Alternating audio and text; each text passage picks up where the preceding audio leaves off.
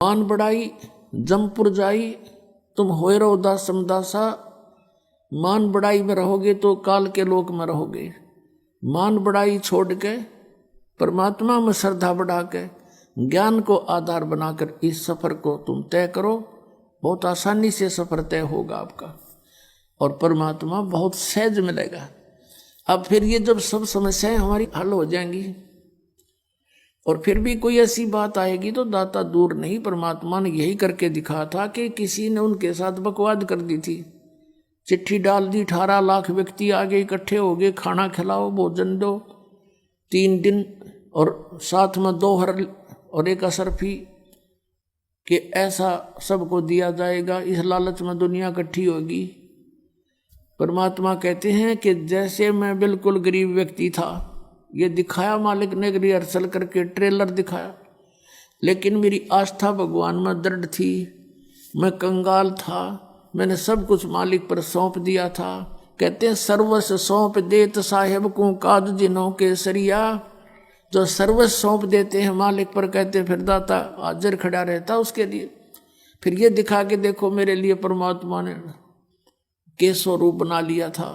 वो थे तो खुद ही, और केसो रूप बना के देखो 18 लाख व्यक्तियों को 3 दिन तक भोजन भी दिए, 2 हर भी दे दी, कंबल और साथ में असरफी यानी 10 ग्राम सोना डेली प्रत्येक खाने के बाद दिया।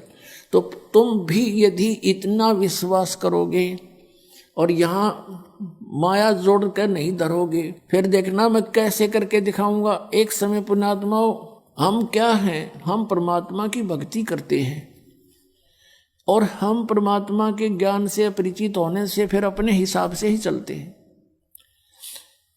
आदरणीय गरीबदास साहिब जी को परमेश्वर मिले थे कबीर देव जी, और फिर वो वाणी परमात्मा की उन्होंने लिखवाई। उस वाणी को पढ़कर बहुत से अनुयायी भी होने लगे गरीबदास साहिब जी के जाने के बाद। और पुण्यात्मा जो होती है वही परमात्मा की खोज में लगी हैं, तो वो किसी ना किसी गुरु के पास अवश्य चले जाते हैं और उस संत के बताए मार्ग पर वो करते हैं। अब जैसे और उनके होते हैं वो पिछले संस्कार, पिछले पुण्य होते। जैसी भी आपको शास्त्र अनुकूल साधना मिल गई तो ये आपके वर्तमान में किए हुए पुण्य भी आपके साथ होंगे। तो जैसे ये राधा स्वामी पंथ बना है, जैसे शिवदयाल जी थे, ये बहुत अच्छी पुण्यकर्मी प्राणी थे।